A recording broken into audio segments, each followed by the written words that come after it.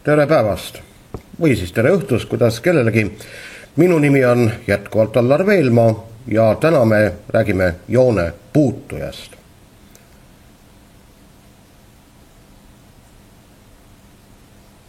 Meil on vaja lahendada üks ülesanne, näete, on antud ruutfunktsioon. Kohal x on 2 joonestatud puutuja, siis antud sirgega paralleelne puutuja ja sirgega ristuv puutuja, nii et 3 sellist erinevat varianti. Alustame joone puutuja võrrandist. Nii et näete, F tuletis kohal x0 on siis selle sirge tõus. Ja nüüd esimene, ehk siis A alaülesanne. Kohal x on 2, mõnikord märgitakse ka x0 on 2, kuna joone puutuja võrrandis on x0. Arvutame y0, selleks me paneme x0, näete, joone võrrandisse, arvutasime välja, tuli 0. Noh, las ta olla siis. Nüüd leiame funktsiooni tuletise, see on järgmine samm. Ja leiame funktsiooni tuletise kohal x0.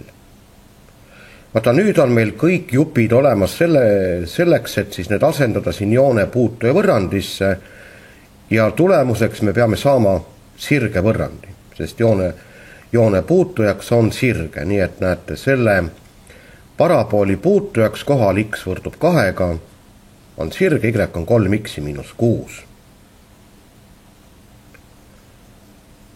Nüüd B alaülesanne.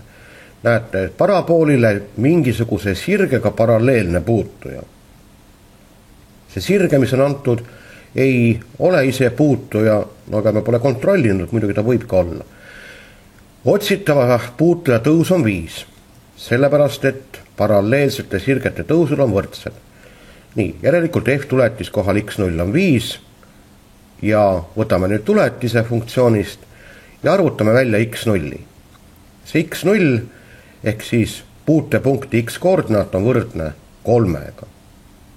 Nii et näete, F tuletis kohal x0 on 5, väike lineaarvõrrand ja x0 on 3. Nüüd kui x0 on teada, saab y0 teada. Asendame siis 3 parabooli võrrandisse ja saame, et y0 on 4. Nüüd asendades kõik leitud suurused siis joone puutuja võrrandisse, me saame selleks otsitavaks sirgeks, y on 5x miinus 11. Nii et see antud sirge ikka ei olnud siis puutuja. Aga ega ei pidanudki olema ju. Ja see ülesanne B on meil lahendatud.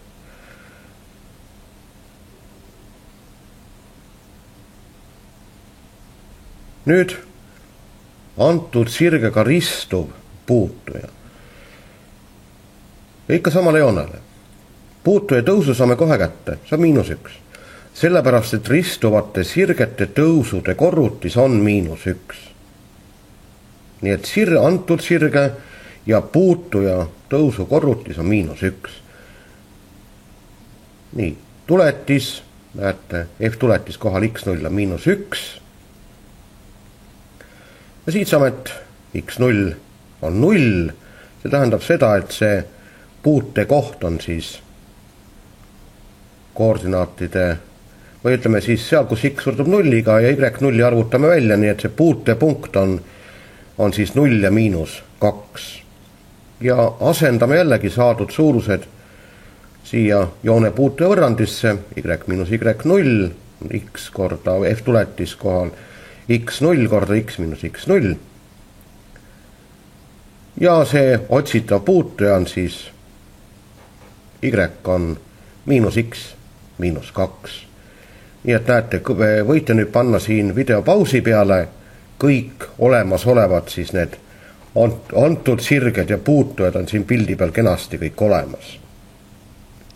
Nii et selline ülesanne, kus on vaja siis leida joone puutuja, lihtsalt joone puutuja, siis antud sirgega paralleelne puutuja ja antud sirgega ristu puutuja, et selline ülesanne on päris oluline nüüd selleks, et saaks teha keerulisemaid asju. Et sellise teadmine, kuidas selliseid ülesanded lahendada, kuulub kindlasti ma ütleks, baasteadmiste hulka. Nii et vaadake rahulikult üle nüüd need 3 alaülesannet ja võite võtta siis kas mõnest ülesannete kogust õpikust mõne analoogilise ülesande ja ise siis ka veel läbi lahendada.